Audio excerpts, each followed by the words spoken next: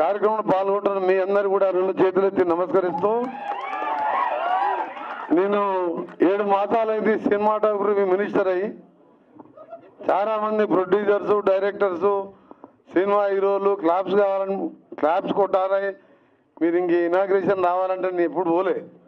ఎందుకంటే సమయం లేక నా roads and national highways buildings కానీ R&B కానీ పెద్ద శాఖతో పాటు మధ్యలో ఎన్నికలు రావడం, పెద్దగా నాకు ఈ సినిమాల మీద పోవాలని ఇంట్రెస్ట్ కూడా లేకపోవడం. కానీ మా దయాకర్ వచ్చి 10th రోజు ఈవినింగ్ 7 గంటలకు నువ్వు ప్రసాద్ స్టూడియోకి రావాలి అని చెప్పి మంచి ఓకే అని చెప్పిన.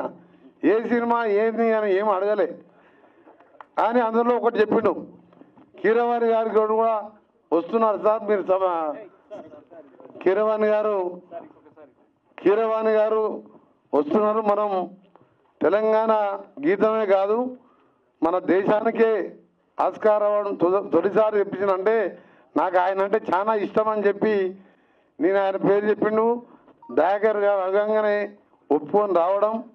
ఈరోజు మురళి గారు ఒక మంచి చిత్రం, దాని స్టోరీ నాకు దయాకర్ చెప్పింది కానీ నేను బయట చెప్పకూడదు, ఇక కొద్దిగా చెప్పింది. కానీ వారికి అలాగే మా సుమన్ గారు, నేను యూత్ కాంగ్రెస్లో ఉన్నప్పుడు నల్గొండకు తీసుకొచ్చినప్పుడు ఓ జిమ్ ఓపెనింగ్, నేను ఇంక అప్పటికి ఎమ్మెల్యే కాలేదు. తర్వాత 6 సార్లు ఎమ్మెల్యేగా, ఎంపీగా 6 సార్లు గెలిచాను.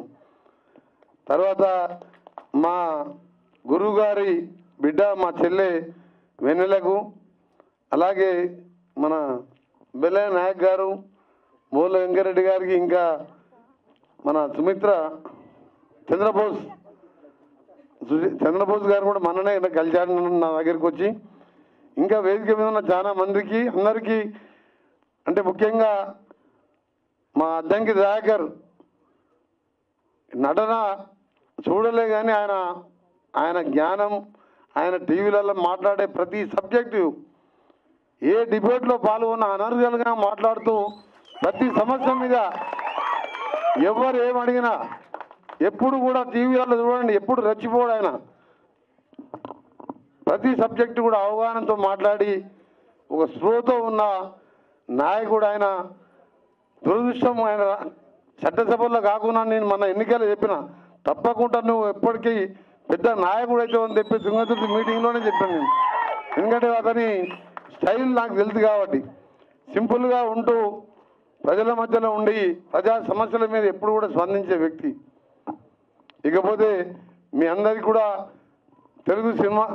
తెలంగాణ సినిమా ఇండస్ట్రీ శాఖ మంత్రిగా మురళి గారికి తప్పకుండా నేను ఆశీర్వాదం ఇస్తున్నాను. గవర్నమెంట్ సపోర్ట్ ఉంటుంది, నా సపోర్ట్తో పాటు మా ముఖ్యమంత్రి గారి సపోర్టు. ఇలాంటి సినిమాలు రావాలి, ప్రజలలో మార్పు రావాలి. కొందరు రాజ్యాంగం మారుస్తామని, కొందరు అదని, కొందరు కులం మతం పేరు మీద జరుగుతున్న ఈ విదేశాలలో ఇండియా ఫైల్స్ లాంటి సినిమాలు ఇప్పుడు అవసరం. 140 కోట్లున్న జనాభాలో ఈరోజు మనం విభిన్న జాతులు, కులాలు, మతాలు అందరం కలిసికట్టుగా ఉంటేనే మనం ముందుకు పోగలం. కానీ కులం పేరు మీదనో మతం పేరు మీదనో విమర్శలు చేసుకోవడం మాని కలిసిమలిసి మన దేశాన్ని, మన రాష్ట్రాన్ని, మన గ్రామాలని అభివృద్ధి చేసుకుంటూ పేదవాళ్ళని ఒక చెయ్యి అందిస్తూ పైకి తీసుకురావాల్సిన సమయం. అందుకనే భారత రాజ్యాంగ నిర్మాత బాబాసాహెబ్ అంబేద్కర్ కోరిన విధంగా చిన్న రాష్ట్రాలు కావాలని చెప్పి 70 ఏళ్ళ కింద రాజ్యాంగం రాసినప్పుడే ఎందుకు చెప్పిండంటే చిన్న రాష్ట్రాలతోనే అభివృద్ధి అని చెప్తే ఇవాళ తెలంగాణ రాష్ట్రం కూడా సోనియా గాంధీ తెలంగాణ రాష్ట్రం ఇచ్చింది. కానీ ఇచ్చినప్పుడు ఈ 10 సంవత్సరాలు మనం ఏం సాధించుకున్నాం ఒకసారి ఇంకా చూస్తే శూన్యంలాగా అనిపించి ఇవాళ తెలంగాణ గీతాన్ని మొదలుపెట్టుకున్న మా ముఖ్యమంత్రి గారు ఇదే కీరవాణి గారు ప్రపంచంలో మన తెలుగు జాతిని కీర్తి పతాకాన్ని తీసుకెళ్లిన కీరవాణి గారు తెలంగాణ గీతానికి ఇలా గ్రామాన వింటుంటే మాకు నిజంగా ధన్యవాదాలు సార్. ఒక రాష్ట్ర మంత్రిగా కాకుండా ఒక తెలంగాణ ఉద్యమకారునిగా మీకు ధన్యవాదాలు తెలియజేసుకుంటే, మీరు నటించిన అన్నమయ్య సినిమాలు కానీ ప్రతి సినిమా చూస్తాను నేను. ఎందుకంటే సమయం దొరికితే సినిమా చూస్తాను. ఎందుకంటే అదొక్కటే, ఎందుకంటే ఆ టైంలో ఫోన్ మాట్లాడడం కానీ జనరల్గా నేను ఉదయం 4 గంటలకు లేచి 2 గంటలు జిమ్ చేసి ఆ జిమ్ తర్వాత ఎప్పుడు ప్రజలనే ఉంటాను నేను. ఎప్పుడో ఒకసారి సమయం దొరికితే నచ్చిన సినిమాలు చూస్తూనే ఉంటాం అలా. అందుకనే మీరన్నా, మీ సినిమాలన్నా, మీ సంగీతం అన్నా, మీ పాటలన్నా, మీ దానిలో అర్థం నిజంగా ఇప్పుడు రెండవ పాట, మొదటి పాట 2 పాటలు చూసినాక నాకు ఆడికెళ్ళి జరగబుద్ధి కాలే. నీ అద్దంకి దయాకర్కి చెప్పిన, నేను 10 నిమిషాలు కలిసి కీరవాణి గారిని సన్మానం చేయాలి, నాకు అదృష్టం కల్పించిన దయాకర్ నువ్వు, అలాగే నీ నటనకి నిన్ను కూడా అభినందించాలి. కీరవాణి గారిని ఎందుకంటే అవార్డు వచ్చిన తర్వాత మన రాష్ట్ర ప్రభుత్వం తర్వాత కూడా ఎప్పుడు అఫీషియల్గా సన్మానం చేయలే. కాబట్టి నాకు అవకాశం, అదృష్టం కల్పించడం, సన్మానం చేసిపోతా అని చెప్పి అన్నాన్ని 2 గంటల పైన ఎందుకు కూర్చున్నాం?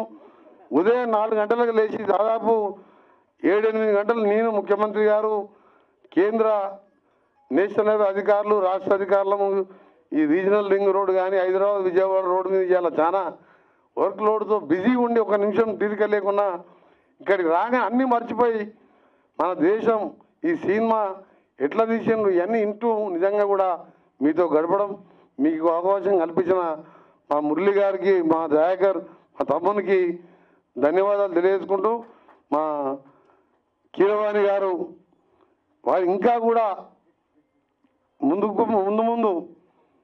మన మన తెలుగు జాతిని పైకి తీసుకొచ్చే విధంగా ఇంకా కూడా ముందుకు పోవాలని, వారికి నిండా 100 ఏళ్ళు ఆరోగ్యంగా ఉండాలని భగవంతుని ప్రార్థిస్తూ, ఎందుకంటే అలాంటి వ్యక్తి మన తెలుగు గడ్డపై పుట్టడం నిజంగా తెలుగు వారందరూ కూడా గర్వించదగిన విషయం.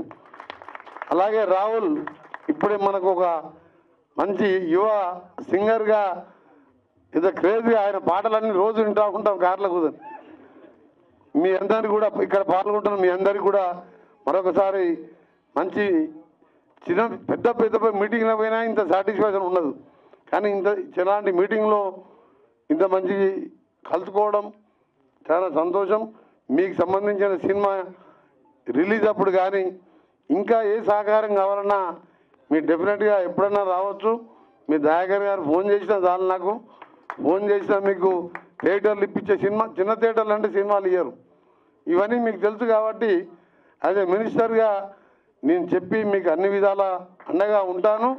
ఇలాంటి సినిమాలు సమాజానికి అవసరం.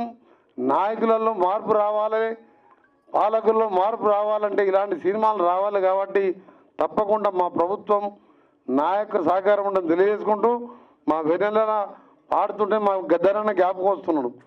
గద్దరన్న నన్ను రేవంత్ రెడ్డి గారు మన్మోహన్ బర్త్డే కలిస్తే నన్ను 10 నిమిషాలు ముద్దు పెట్టుకుని నన్ను వదిలిపెట్టాడు. ఎక్కడ కలిసినా కానీ నేను ఎంపీగా నామినేషన్ వేసి చక్కగా గద్దరన్న ఇంటికి పోతే గద్దరన్న మా వదిన నన్ను విమల వదిన లోపలికి తీసుకుపోయి కూర్చోబెట్టుకొని అలా బెడ్రూమ్లో కూర్చోబెట్టుకొని 1.5 గంటన్నర మాట్లాడి నువ్వు ఏ విధంగా ప్రయాణం చేయాలి అని చెప్తే, నువ్వు చేసే కార్యక్రమాలు చెప్పుకుంటూ పోని చెప్తే, అంతకుముందు 5 సార్లు ఎమ్మెల్యే గెలిచినావు అని ఎంపీగా ఆయన సలహాతో పోతే 1 పైసా ఖర్చు పెట్టకుండా 8 లక్షల ఓట్లు తీసుకొని ఇవాళ ఎంపీగా గెలిచిన. అందులో ఆయన సలహాలు ఆయన ఎప్పుడు చెప్పేవాడు, నువ్వు తెలంగాణ కోసం మంత్రి పదవి వదిలిపెట్టినావు, ఎవడు పేదవాడు వచ్చినా సహాయం చేస్తావు, నీలాంటి నాయకుడు కావాలని ఇద్దరు చేయి పట్టుకుపోయి ఇంటి లోపల కూర్చోబెట్టి నాకు కొన్ని సలహాలు చెప్పాను. అందుకనే నేను కూడా నాది కూడా మీ సినిమా ఏ విధంగా తీసిండో తప్పకుండా మీలాంటి వారికి నా పూర్తి సహకారం ఉన్నది. అందరికీ నమస్కారం.